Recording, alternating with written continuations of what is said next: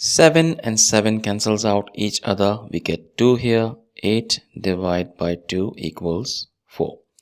But this answer is not right, because according to the order of operations, we must solve parentheses, then exponents, then multiplication and division, and finally addition and subtraction.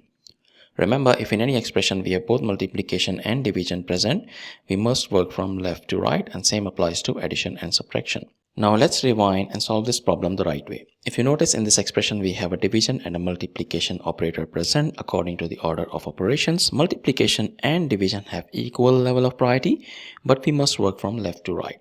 So we need to solve this division first, because that's on the left side. A number is getting divided by a fraction here, so we can use KCF rule: keep, change and flip. Keep means we keep 8 as it is, change means we change the division operator to multiplication, and flip means we flip the fraction 2 over 7 as 7 over 2, and then we have times 7 present from the original expression. Now we can solve this multiplication first. We can see that 2 and 8 both are divisible by 2. 2 divided by 2 gives us 1, and 8 divided by 2 gives us 4. So that leaves us with 4 times 7 times 7. And when we simplify it further, 4 times 7 gives us 28, and 28 times 7 equals 196, which is the final and correct answer to this problem. Thank you for watching. Please like the video, comment your answers, and subscribe to our channel.